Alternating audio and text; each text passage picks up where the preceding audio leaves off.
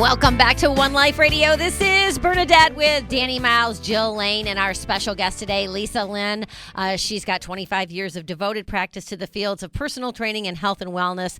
She is best known as Martha Stewart's personal trainer for more than 13 years, and she's appeared on the Martha Stewart Show over 25 times. You can find her at www.lynfit, that's LYNFIT.com. Lisa, welcome back to One Life Radio. Thanks for having me. How is everybody today? Good. How are you doing? I'm phenomenal.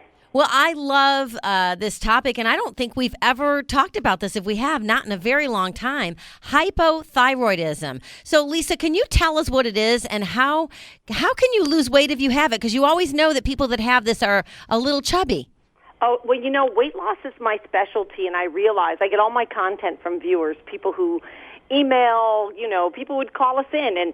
And one of the things I realized lately is that lots of people, it's statistics show that 11 million people have hypothyroidism, and 2 out of 3 of them don't know. Oh, wow. So, while that might make weight loss harder, the moral to the story is today, especially if you have hypothyroidism, you can still lose weight. It's not going to stop weight loss. You just have to do things a little bit differently. Well, is it something that can happen quickly? Maybe that's why I can't lose as fast. Oh, really? How much weight is it we're talking about? So we all think we just get struck by lightning. Hypothyroidism would be the lightning. And the truth is, as we age, our body parts wear out. So our thyroid always gets slower for hormonal reasons. Not to mention, we lose about 1% to 2% of our muscle mass, which slows our metabolism down faster. And so, as a metabolic expert, I look at things from all sides of the coin, including stress. Oh, wow. Yeah, that's a big one. But I have a friend who's only 23 years old that thinks that's what's wrong with her. And when I was younger, my sister had it, and she was like in her teens. That's who I'm talking to, and I was that person, by the way. So I have a very dead, my thyroid's dead. That's what the doctors say. When they check me, everything is dead. And the truth of the matter is, it is harder for me to lose weight. I'm a lot more maintenance, but we're going to tell people what they can do, and it's a guarantee you'll lose. And if you're not, you have to tweak your diet a little bit more until you do. So what made me think about this was the last couple times I've been on, your experts are talking to people who don't have slow metabolisms, and what they're saying is 100% right. But if your metabolism and thyroid is off, you need to eat a certain way. Well, how helpful are the medications for this disease, and do they cure it?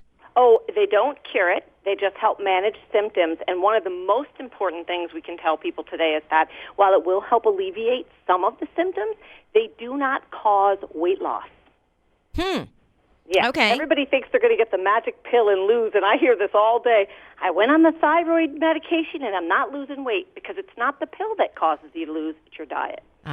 Okay. So what does your diet need to be if you do have hypothyroidism and you want to lose weight? Or you should correct it even if you don't want to lose weight. Thermogenic diet, meaning thermogenics means creates heat, and in a sense, it actually revs up your metabolism.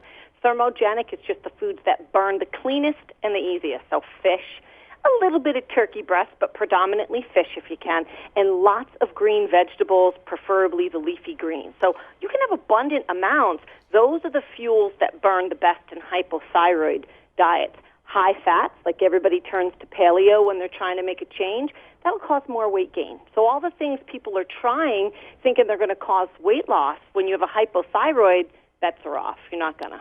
So can you elaborate a little bit more and be more specific about what you really have to do differently?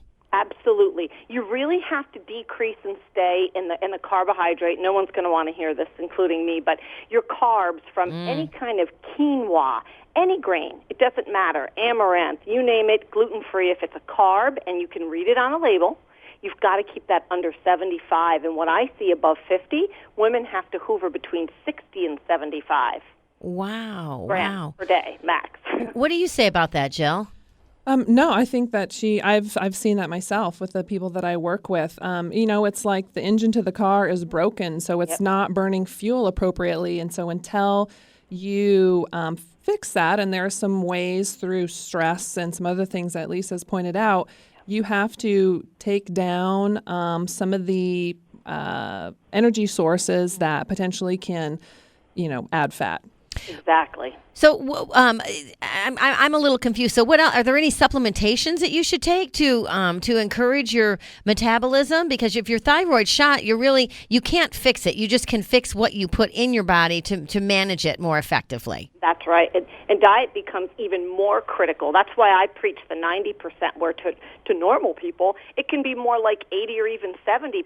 But to hypothyroid bodies, we've got to do about 90% clean diet, no matter how much you're working out. In fact, if you're working out too intensely, your workout can affect your nervous system and work against you. And so this is a very special way to lose weight, my specialty. And the reason that I got involved in this was, one, I was one of those hypothyroids, had done every diet, had overtrained my body.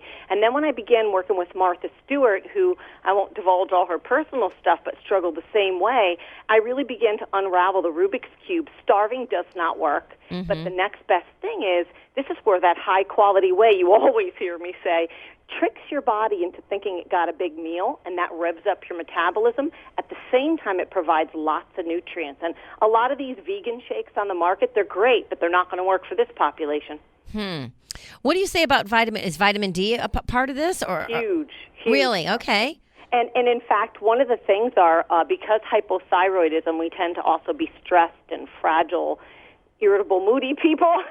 We siphon nutrients at double the rate, and so our need is double. And so this is actually, while I'm actually hyper-conservative, and I actually don't like supplements, this is a category where supplements are necessary to lose weight. One, to meet your nutrient requirements. Two, if you feel better and your mood is good, your motivation is good. Absolutely. Well, in vitamin D, I do the liquid drops. Yeah. I in fact, I took them last night and gave my little baby bird some too. So, and exactly, we need to have that D, and we're not going to get it from the sun. In fact, what they're finding is that the more tan you are in the more sun-filled areas, the lower the vitamin D, because the body's overshooting the runway. It discards what it doesn't need, and it creates a demand for more. Well, and I also read, Lisa, that selenium-rich foods are very important. Huge. I have a thing called Daily Power Shot that's loaded with, if we went down the list and said there's like 80 things you need, and there are, by the way, how do you get them all in? And you get them in, and you nailed it again. Liquid is real. They make a liquid one? Is that what you said? Yeah, because we tend not to digest things as well as other people do, so liquid's best. What are some of the signs that you might have a hypothyroidism besides not being able to lose weight? Depression. Okay. Skin, irritability, huge fatigue, like, they're having a sale at Neiman Marcus, free stuff, and you don't want to go. That's depression. That's how I know I'm depressed, but I don't want to go shop. No kidding. And also, no matter what you do, like you get a good night's sleep, you don't feel refreshed, constipation. But all these are also metabolic signs, which a lot of people don't realize. It's all connected. You can't separate one from the other. Hence, we tend to really need a good amount of exercise, more as a hypothyroid, but we feel worse, so we do less. The key to that is to lower your intensity, but increase your volume. So I have to get a solid hour every day, but I don't have to go like a banshee.